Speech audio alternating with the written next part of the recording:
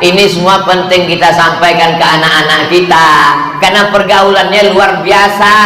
Maka dikatakan khamar itu kencing setan. Siapa yang meminum kencing setan, itulah yang orang mabuk kena khamar.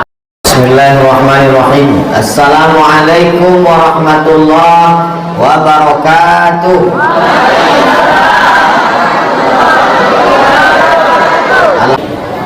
Innamal khamru, yang pertama khamar.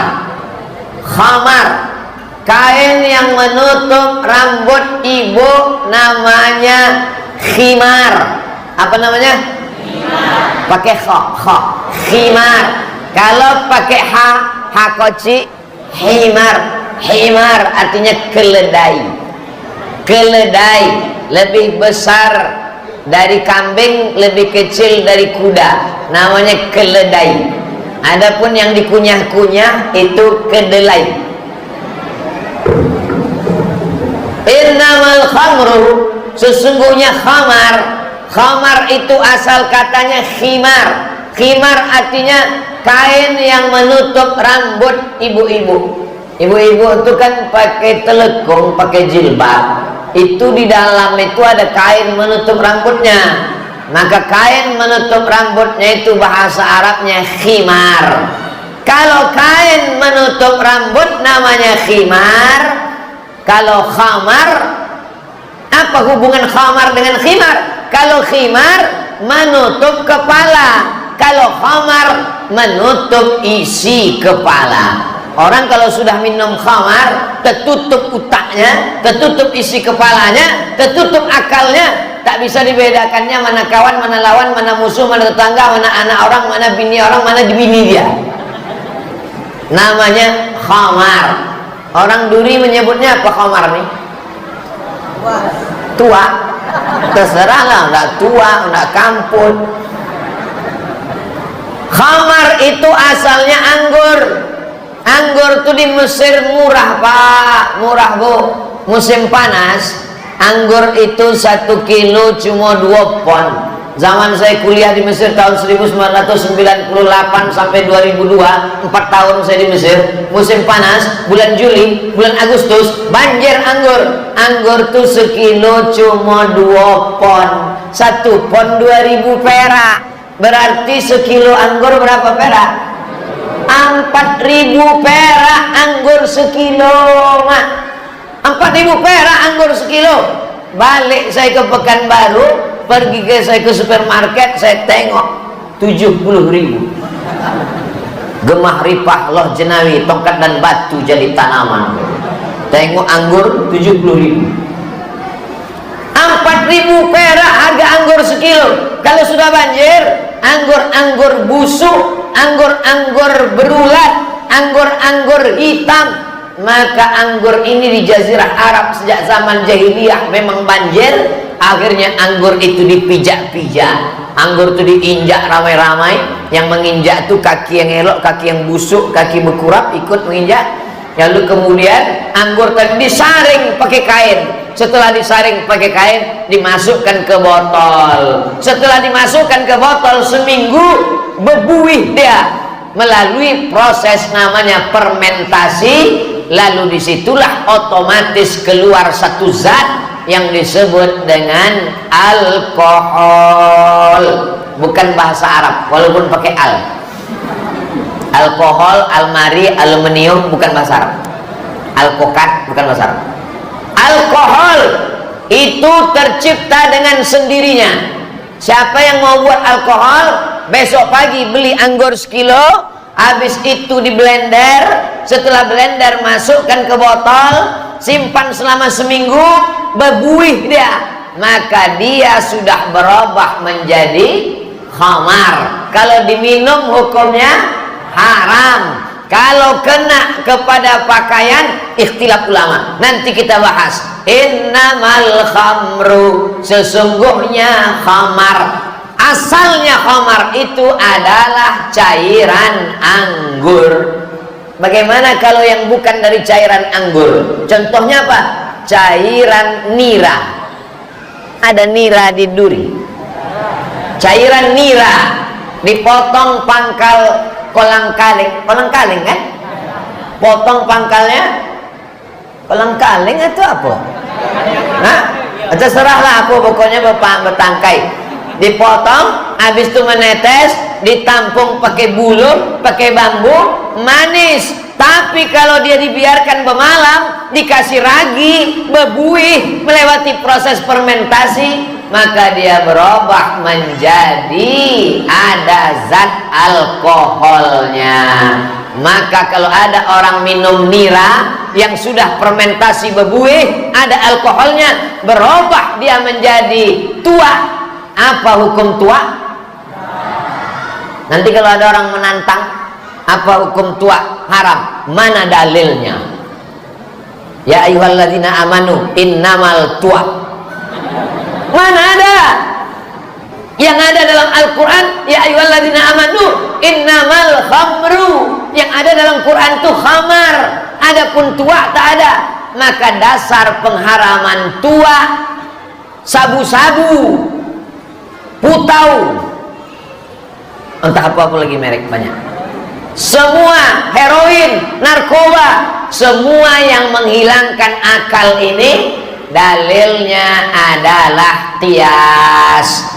4 yang disepakati ulama: Quran, hadis, ijma, qiyas. Tentang masalah sabu-sabu, narkoba, heroin, ganja, tua, apakah ada dalam Quran? Tak ada. Apakah ada dalam hadis Nabi? Tak ada. Apakah ada dalam ijma? Sebagiannya ada. Tapi yang tak ada pokoknya di Arab, maka dasar pengharamannya adalah qiyas. Berapa dasar mengharamkan dalam Islam nih Pak Ustaz? 10. Quran, hadis, ijma, qiyas, syar'u man qablana, saddu zara'i, qaulu sahabi, istihsan, istishab, urf. Keluar ujian akhir semester. Bapak Ibu yang dimuliakan Allah SWT. Jadi kalau ada orang mengatakan, marilah kita kembali kepada Quran, marilah kita kembali kepada sunnah, betul, tak salah. Tapi tidak semua disebutkan secara teks dalam Al-Quran. Khamar tak disebutkan secara teks dalam Al-Quran. Khamar dasar pengambilannya adalah qiyas. Qiyas itu apa Pak Ustadz? Analogi. Analogi itu apa Pak Ustadz? Ya qiyas. Sesuatu yang sudah ada hukumnya khamar, sesuatu yang belum ada hukumnya tua, heroin, narkoba, ganja, dan saudara-saudaranya. Menetapkan sesuatu yang belum ada hukumnya kepada sesuatu yang sudah ada hukumnya dengan melihat titik persamaan antara keduanya, itu disebut dengan qiyas. Sesuatu yang sudah ada hukumnya khamar, yang belum ada hukumnya tua, ganja, heroin, morfin, narkoba, sabu-sabu, belum ada hukumnya, tak ada dalam Quran, tak ada dalam hadis. Bagaimana menetapkan hukumnya? Dicari yang sama dengan menengok titik kesamaannya. Khamar menghilangkan akal, sabu-sabu menghilangkan akal, khamar menghilangkan akal. Apa tuh yang pil kecil yang buat orang bergoyang-goyang? Hah? Inek, banyak juga yang ingat ternyata. Inek sama ekstasi. Maka apapun nanti semakin canggih ilmu pengetahuan medis kedokteran, dikeluarkan yang bisa menghilangkan akal pikiran, maka hukumnya sama dengan hukum khamar. Dasar pengambilan ini namanya, memang sedap ceramah di duri, orangnya cerdas-cerdas. Sikit aja bercakap dia paham. Coba tempat lain 3 kali bercakap apa gitu. Entah gara-gara banyak makan kolak. Bapak Ibu yang dimuliakan Allah Subhanahu wa taala. La'anallahu, Allah Subhanahu wa taala melaknat. Arti laknat itu apa? Jauh dari rahmat Allah Subhanahu wa taala. Ada seorang laki-laki ditawarkan pada 3 dosa. Yang pertama berzina, yang kedua membunuh, yang ketiga minum khamar. Yang pertama berzina, yang kedua membunuh, yang ketiga minum khamar. Ditawarkan dia, hei, kamu kalau mau selamat pilih yang 3-nya. Kalau tak mau buat ini, kamu akan dihukum mati. Pertama berzina, Yang kedua, membunuh. Yang ketiga, minum khamar. Dia pikir-pikir, kalau membunuh ini besar dosanya, kalau berzina ini mengganggu kehormatan hamba Allah, yang paling ringan kalau begitu adalah minum khamar. Maka dia pun minum khamar. Setelah dia minum khamar, hilang akalnya, bangkit nafsunya, ditengoknya perempuan itu, diperkosanya. Setelah diperkosanya, dia berzina, nampaknya ada orang menyaksikan. Ini bahaya, nanti perempuan ini hamil, dia nanti akan menjadi masalah. Akhirnya membunuh. Gara-gara khamar, orang bisa menjadi pezina dan menjadi pembunuh. Itulah maka disebut induk dari segala dosa, nenek moyang dari segala dosa adalah minum khamar. Orang yang minum khamar tak diterima sholatnya 40 hari 40 malam. Siapa yang minum khamar semalam, maka semalam tanggal 23 April, 23 Mei, 3 Maret, 3 Juni baru diampunkan Allah Subhanahu wa taala dosanya. 40 hari malam dilaknat Allah Subhanahu wa taala. Orang yang minum khamar tercabut imannya. La yazni zani, la yashrabu syaribu hina yashrabu wa huwa mu'min. Orang yang minum khamar, ketika dia minum khamar itu tercabut imannya. Lalu kemudian yang meriwayatkan hadis ini namanya Abdullah bin Abbas. Nama muridnya yang mendengar namanya Ikrimah. Hai Abdullah bin Abbas, ayun za'ul iman, apakah iman itu bisa tercabut? Kata Abdullah bin Abbas, iman itu bisa tercabut. Bagaimana iman tercabut? Syabbaka baina asabihi, dijalinnya jalin jemari, dijalinnya jari jemarinya begini. Summa naza'ahu, kemudian dicabutnya. Hakadza yunza'ul iman, beginilah iman itu terlepas dari badan. Lepas iman itu dari badan ketika orang sedang minum khamar. Hina taba, ketika dia mandi taubat, ketika masuk bulan Ramadan dia sholat tarawih, taubat dia, berhenti dari narkoba, berhenti dari sabu-sabu, berhenti dari minum tua. Ada imannya masuk balik ke dalam. Mudah-mudahan yang imannya udah masuk balik ke dalam tak keluar lagi insyaallah. Inilah Ramadan terakhir taubat nasuha. Sesudah ini kita akan mati menghadap Allah. Amin.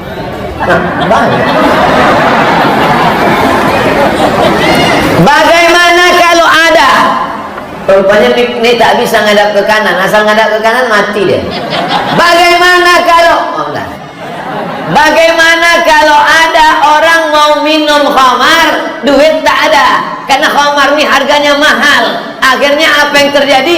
Dibelinya spiritus dicampur sama kopi, namanya miras oplosan. Begitu dicampur spiritus sama kopi, dicampur, diaduk, diminum. Begitu diteguk, bukan mabuk, mati kontan. Spiritus itu alkohol. Kalau kaki kita luka, kalau kaki kita sakit, kena bakteri berulat, siramkanlah spiritus. Spiritus yang warna biru itu, yang dulu untuk lampu strongkeng, itulah pula diminum. Apa tak mendidih tangkai jantung di dalam? Apa tak rusak paru-paru di dalam? Apa tak rusak liver dan organ-organ tubuh di dalam? Yang untuk lampu strongkeng menyala, itu diminum sama dia. Orang bisa minum khamar kalau kadar alkoholnya paling tinggi 20%. Kadar alkohol paling tinggi 20%. Kalau sampai 30, 40 orang minum, dia tidak mabuk, tapi qalu inna lillahi wa inna ilaihi raji'un. Makanya nanti kalau mau mabuk, tengok-tengok dulu berapa persen. 5%. Yang 20% mereknya vodka sama Budweiser 40%. Ustaz kok tahu? Ambo komisi fatwa majelis ulama dulu, kini tak masuk leh. Awak mesti tahu berapa persen kadarnya. Yang paling tinggi adalah 40%, 20%, 20% paling tinggi. Lebih daripada. Ada pun yang dijual-jual yang di pinggir jalan itu 3%, 5%, 10%. Ada yang paling parah lagi, tua dicampur air beras. Nah itu sedikit kali. Diminum hari ini 3 hari baru mabuk. Sakit pula di tenggorokan. Mabuk yang paling tak enak. Inilah yang masuk neraka paling tak enak. Udahlah haram, masuk neraka jahanam, kata setan, aku nengok kau minum ini, aku pun tak pala aku menggoda kau, kata setan. Tak ku goda kali, memang kau mabuk sendiri, kata setan. Kata ibu yang dimuliakan Allah Subhanahu wa taala. Ini saya yakin dan percaya para peminat kencing setan pasti akan mengamuk mendengar ceramah saya ini. Ini nanti kalau di-upload di YouTube channel Ustaz Abdul Somad Official, nanti kalian tonton 2-3 hari lagi ceramah di Duri tentang kencing setan.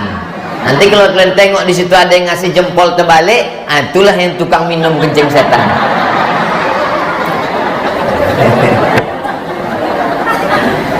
Pak Ustaz, bagaimana kalau kami muda dulu suka minum khamar, kami suka pakai narkoba? Innallaha la yaghfiru an yushraka bihi. Allah tidak mengampuni dosa syirik. Wa yaghfiru ma duna dzalika liman yasha.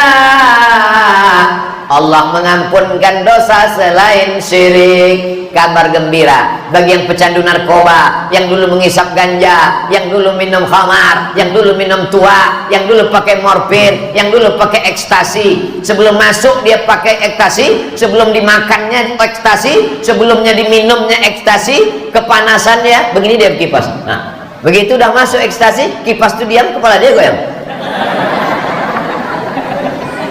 Gila Pak di bawah ekstasi. Berapa banyak ayah kandung, malu saya mau menyampaikannya, tapi ini fakta, ini data, berita. Berapa banyak ayah kandung memperkosa anak kandung gara-gara khamar, mabuk.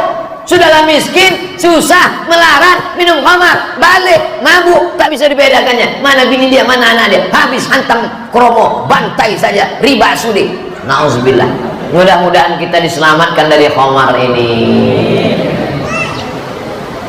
Paling enak ceramah tentang sabar. Orang kalau ceramah tentang sabar tak ada orang marah. Jamaah sekalian, marilah kita sabar. Ibu-ibu, ibu kita sabar ya Bu ya. Ibu siap sabar. Ibu siap sabar. Ibu siap sabar. Suaminya dilarikan pelakor, sabar. Jadi katanya sabar. Kalau sudah cerita khamar, maka orang marah. Abdul Somad cerita tentang khamar, bandar sabu-sabu marah, penjual narkoba marah, tukang minum khamar marah, yang tukang memberikan izin supaya buka pabrik khamar marah, yang tukang jualan khamar marah. Tapi saya tak peduli, yang penting saya sudah menyampaikan. Yang amar ma'ruf banyak, mari sholat, mari puasa, mari baca Quran. Tapi yang nahi mungkar banyak orang takut. Kita laksanakan amar ma'ruf nahi. Saya tak menyalahkan ustaz-ustaz yang amar ma'ruf, karena itu memang sudah kewajiban kita bersama. Tapi yang mungkar nih mesti kita jelaskan supaya anak-anak kita tahu, cucu-cucu kita tahu. Saya dibawa oleh BNN, Badan Narkotika Nasional. Assalamualaikum. Waalaikumsalam. Ustaz Abdul Somad bisa kami bawa bersama BNN besok? Bisa. Ketua BNN Ustaz Abdul Somad, dokter.